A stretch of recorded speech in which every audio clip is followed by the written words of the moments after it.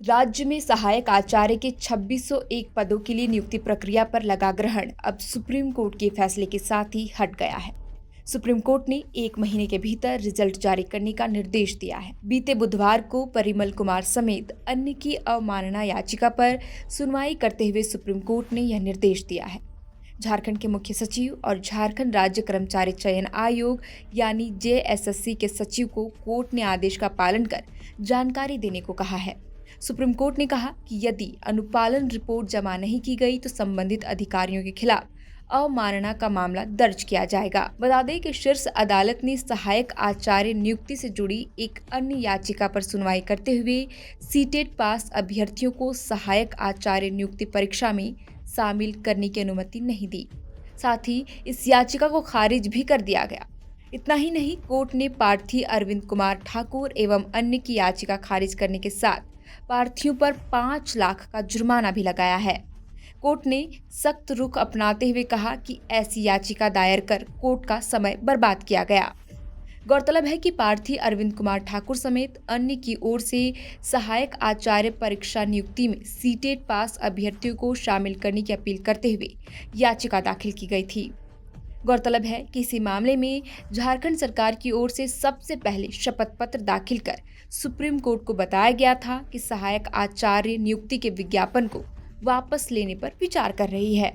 हालांकि supreme court के कड़े रुख को देखते हुए झारखंड सरकार ने इसे दोबारा से संशोधित शपथ पत्र दाखिल कर कह दिया था कि सहायक आचार्य नियुक्ति का रिजल्ट जल्द ही जारी करेगा, लेकिन परिणाम जारी नहीं किया गया। लिहाजा प्रार्थियों ने अवमानना याचिका दायर कर दी। गौरतलब है कि झारखंड में 2601 सहायक आचार्य की नियुक्ति के लिए परीक्षा 12 जून 2024 को आयोजित की गई थी।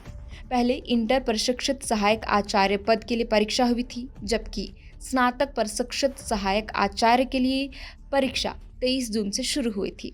इससे पहले केवल हिंदी पेपर की परीक्षा अप्रैल 2024 के अंतिम सप्ताह और मई के पहले सप्ताह में हुई थी। हालांकि नियुक्ति प्रक्रिया शुरू होते ही यह विवादों में आ गया, क्योंकि जारी विज्ञापन के तहत 11,000 शिक्षकों की नियुक्ति पहले से 5वीं कक्षा के लिए, वहीं मध्य विद्यालयों में 1501 शिक्षकों की नियुक्ति की बात कही गई। इस परीक्षा में जेटेट पास को ही मान्यता दी गई, जिसके खिलाफ सीटेट पास छात्रों ने पहले से ही हाईकोर्ट में याचिका दाखिल कर रखी थी। सुनवाई पूरी होने के बाद फैसला सुरक्षित था। इन सब के बीच आवेदन की प्रक्रिया समाप्त होने के बाद कोर्ट ने फैसला सुनाते हुए राज्य के वैसे छात्रों को इस परीक्षा में शामिल करने को कहा जो या तो सीटेट पास है या दूसरे राज्य के शिक्षक पात्रता परीक्षा पास की है। इसके अलावा ऐसे छात्रों को झारखंड में शिक्षक पात्रता परीक्षा 3 साल के अंदर पास करने को अनिवार्य किया गया। साथ ही यदि राज्य सरकार के द्वारा 3 साल के अंदर टेट परीक्षा नहीं आयोजित की जाती है तो यह शर्त लागू नहीं होगी। वहीं हाईकोर्ट के इस फैसले के खिलाफ परिमल कुमार एवं अन्य की ओर से सुप्रीम कोर्ट का दरवाजा खटखटाया गया, जैसा कि मैंने आपको शुरुआत में बताया। बहरहाल सुप्रीम कोर्ट ने प्रारंभिक सुनवाई में ही इस परीक्षा के परिणाम पर रोक लगाने का आदेश देते हुए फैसला सुरक्षित रख लिया था। हालांकि बीते 30 जनवरी को सुप्रीम कोर्ट ने शिक्षक नियुक्ति परीक्षा से सीटेट पास अभ्यर्थियों को मान्यता खत्म करते हुए और सिर्फ जेटेट को ही मौका देने का फैसला सुनाया था, लेकिन तब भी रिजल्ट जारी नहीं किया गया। लिहाजा इसे लेकर ही परिमल कुमार समेत अन्य ने अवमानना याचिका दाखिल की थी। अब सुप्रीम कोर्ट ने मामले की सुनवाई करते हुए निर्देश दिया है राज्य सरकार को कि 1 महीने के भीतर रिजल्ट जारी करे। गौरतलब है कि सुप्रीम कोर्ट के आदेश पर ही सीटेट व दूसरे राज्यों के टेट पास व दोबारा आवेदन करने वाले 53,604 आवेदन रद्द किए गए थे। बहरहाल अब देखना होगा कि क्या सुप्रीम कोर्ट के आदेश को राज्य सरकार गंभीरता से लेते हुए 1 महीने के भीतर सहायक आचार्य नियुक्ति परीक्षा का परिणाम जारी करता है या नहीं।